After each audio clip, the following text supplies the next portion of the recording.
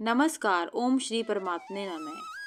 सहयज्ञ प्रजा सृष्ट्वा पुरोवाच प्रजापति अनेन प्रसविष्य ध्वमेश वस्तु इष्ट कामधुक्।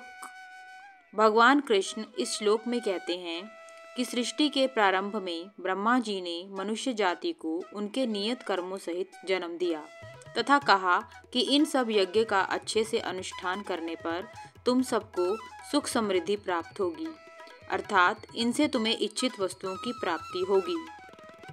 प्रकृति के सभी पदार्थ व भेंट भगवान की स्वरचित सृष्टि की प्रक्रिया के महत्वपूर्ण अंग हैं। भगवान की सृष्टि से प्राप्त सभी पदार्थ स्वाभाविक रूप से सृष्टि से ही प्राप्त किए जाते हैं और उन्हें पुनः सृष्टि को ही लौटाया जाता है। सूर्य पृथ्वी के अस्तित्व के लिए एवं जीवन निर्वाह हेतु ताप व प्रकाश का इंतजाम करता है। वायु हमारे शरीर में प्राण शक्ति का संचार करती है और यह ध्वनि की शक्ति को भी प्रसारित होने योग्य बनाती है। वायु, जल, सूर्य का प्रकाश, पृथ्वी, ये सभी हमारे लिए भगवान की सृष्टि के अनुपम उपहार हैं। मानव अपनी जीवन शैली में सृष्टि के अनुपम उपहारों का उपयोग करके स्वयं के जीवन का संचालन करता है। हमें अपने जीवन में अपने नियत कर्मों का पालन करते हुए सृष्टि द्वारा प्रदत्त शक्तियों का प्रयोग परमात्मा की सेवा करके करना चाहिए तथा परमात्मा के प्रति कृतज्ञता को प्रकट करना चाहिए। हमारा हृदय हमारे संपूर्ण शरीर में रक्त का संचालन करने में अहम भूमिका निभाता है। यदि हमारा हृदय यह सोचने लगे कि शरीर की सेवा करना एक बोझ है और यह फैसला कर ले कि शरीर ही उसकी सेवा करे, तो हृदय एक क्षण के लिए भी चेतन नहीं रह सकता।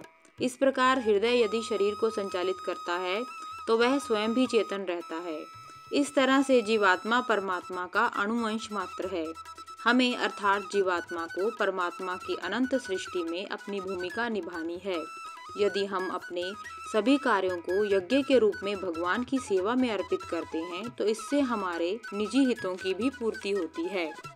प्राय हवन कुंड में अग्नि प्रज्वलित करके हवन करने की प्रक्रिया को यज्ञ कर्म कहा गया है, किंतु भागवत गीता में वर्णित यज्ञ का अर्थ है नियत कर्म, जिन्हें हम परमात्मा को अर्पित करने की भावना से संपन्न करते हैं। ओम नमो भगवते वासुदेवाय नमः। धन्यवाद।